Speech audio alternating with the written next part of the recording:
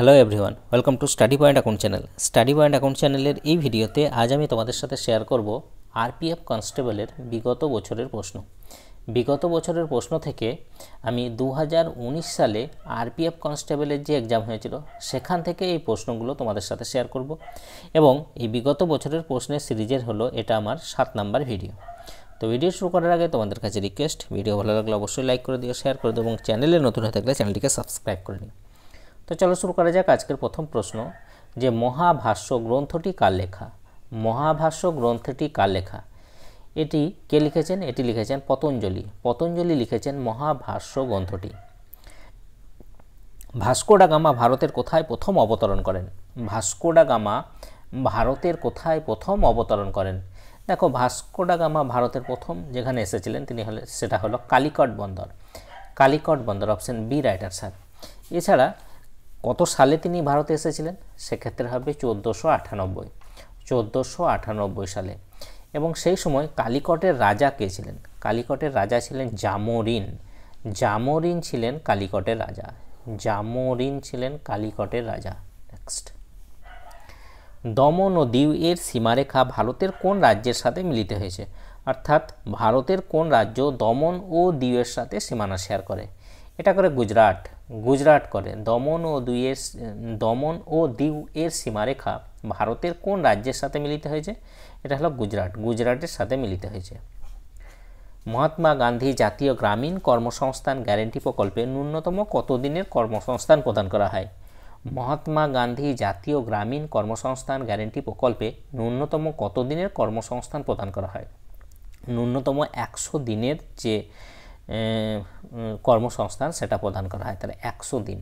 Next, Rohtang pass নিচের কোন রাজ্যে অবস্থিত? রোহতাং পাস নিচের কোন রাজ্যে অবস্থিত? এটা অবস্থিত হিমাচল প্রদেশ। হিমাচল প্রদেশে অবস্থিত রোহতাং পাস। কোন মোগল শাসকের শাসনকালে চিত্রকলা চরম সীমায় পৌঁছেছিল? কোন মোগল শাসকের শাসনকালে চিত্রকলা চরম সীমায় পৌঁছেছিল? এটা পৌঁছেছিল জাহাঙ্গীর। জাহাঙ্গীরের রাজত্বকালে চিত্রকলা চরম সীমায় পৌঁছেছিল। মাধ্যমে তাপমাত্রা বৃদ্ধির সাথে সাথে শব্দের গতি ড্যাশ পায়। মাধ্যমে যে তাপমাত্রা বৃদ্ধির সাথে সাথে শব্দের যে গতি সেটা বৃদ্ধি পায়। অপশন সি রাইট আনসার, বৃদ্ধি পায়।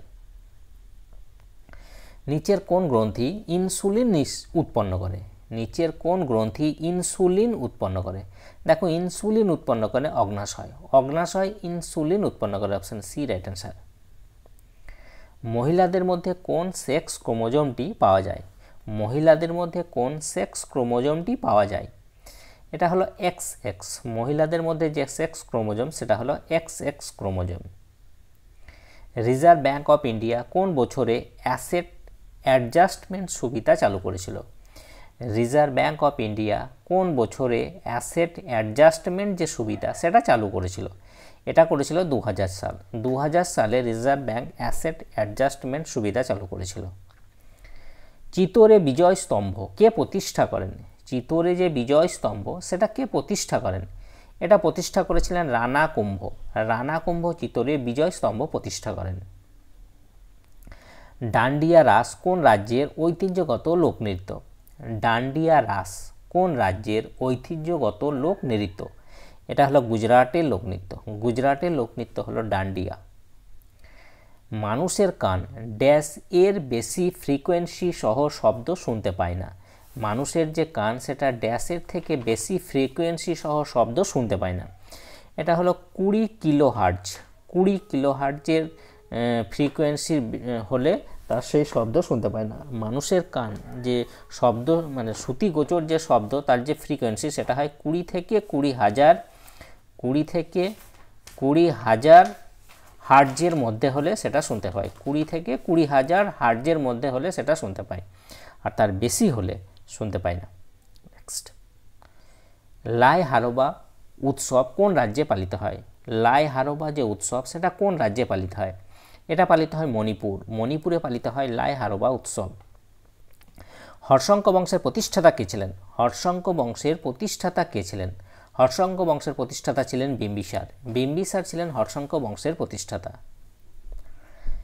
ডান্ডিয়া পৃথিবীর সবচেয়ে উপরের স্তর যা প্রাণের সহায়ক তাকে কি বলে?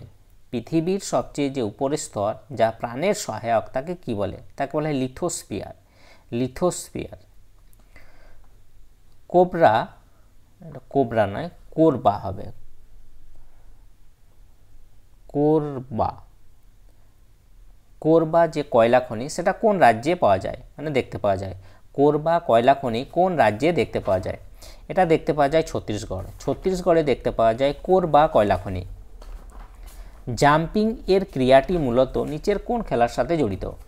জাম্পিং এর যে ক্রিয়াটি মূলত নিচের কোন খেলার সাথে জড়িত? জাম্পিং পোল ভল্ট, পোল ভল্টের সাথে সম্পর্কিত বা জড়িত। জাতীয় মানবাধিকার কমিশন কোন মন্ত্রণালয়ের অধীনে আসে? জাতীয় মানবাধিকার কমিশন কোন মন্ত্রণালয়ের অধীনে আসে? এটা আসে স্বরাষ্ট্র মন্ত্রণালয়, স্বরাষ্ট্র মন্ত্রণালয়ের অধীনে আসে। পরমাণু নিউক্লিয়াস, পরমাণু নিউক্লিয়াসে উপস্থিত নিউট্রন ও প্রোটনের যে সংখ্যার সমষ্টি হলো ড্যাশ। প্রোটন এবং নিউট্রনের যে সমষ্টি সেটাকে বলা হয় ভর সংখ্যা। ভর সংখ্যা বলা, প্রোটন এবং নিউট্রনের যে সমষ্টি সেটাকে বলা হয় ভর সংখ্যা।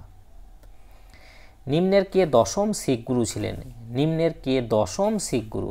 দেখো, দশম শিখ গুরু ছিলেন গুরু গোবিন্দ সিং। গুরু গোবিন্দ সিং ছিলেন দশম শিখ গুরু। গুরু অর্জুন দেব ছিলেন পঞ্চম শিখ গুরু, পঞ্চম। গুরু নানক ছিলেন প্রথম শিখ গুরু, আর গুরু তেগ বাহাদুর ছিলেন নবম শিখ গুরু। নেক্সট, নিচের কোনটি জলবাহিত রোগ? নিচের কোনটি জলবাহিত রোগ? জলবাহিত রোগ হলো কলেরা। কলেরা হলো জলবাহিত রোগ। ভারতের রাষ্ট্রপতির যে মেয়াদ সেটা কত বছর?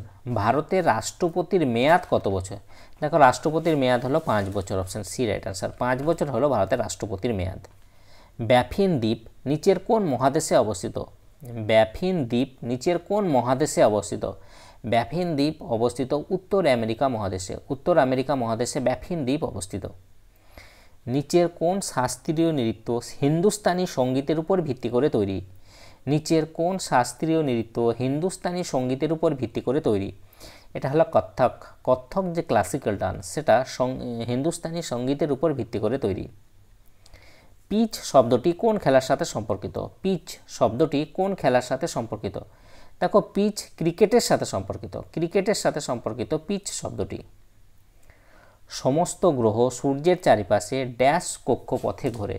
সমস্ত গ্রহ সূর্যের চারিপাশে ড্যাশ কক্ষপথে ঘোরে। দেখো, সমস্ত গ্রহ সূর্যের চারিপাশে উপবৃত্তাকার কক্ষপথে ঘোরে। উপবৃত্তাকার। নিচের কোন পাহাড়টি সাতপুরা পর্বতশ্রেণীর অংশ নয়? নিচের কোন পাহাড়টি সাতপুরা পর্বতশ্রেণীর অংশ নয়? এর সঠিক উত্তর হলো যে নল্লামালা পাহাড়, এটা কিন্তু সাতপুরা পর্বতের অংশ নয়, এটা হলো পূর্বঘাট পর্বতের অংশ, পূর্বঘাট। এছাড়া মহাদেব, মহাকাল পাহাড়, রাজপিপলা এগুলো সবই কিন্তু সাতপুরা পর্বতেরই অংশ। রাজ্য মানবাধিকার কমিশনের চেয়ারম্যান কার দ্বারা নিযুক্ত হন? রাজ্য মানবাধিকার কমিশনের যিনি চেয়ারম্যান তিনি কার দ্বারা নিযুক্ত হন? তিনি নিযুক্ত হন গভর্নর অর্থাৎ রাজ্যপালের দ্বারা নিযুক্ত হন। নিচের কোন নদী ভারতের বৃহত্তম বদ্বীপ গঠন করে? নিচের কোন নদী ভারতের বৃহত্তম বদ্বীপ গঠন করে? ভারতের বৃহত্তম বদ্বীপ গঠন করে গঙ্গা নদী। Option A right answer. Ganga নদী ভারতের বৃহত্তম বদ্বীপ গঠন করে। তো এই ছিল আরপিএফ কনস্টেবলের বিগত বছরের কিছু প্রশ্ন। যদি তোমাদের ভিডিওটা ভালো লাগে অবশ্যই লাইক করে দিও, শেয়ার করে দিও এবং চ্যানেলে নতুন থাকলে চ্যানেলটিকে সাবস্ক্রাইব করে নিও। তাই যে পর্যন্ত, ওকে, বাই।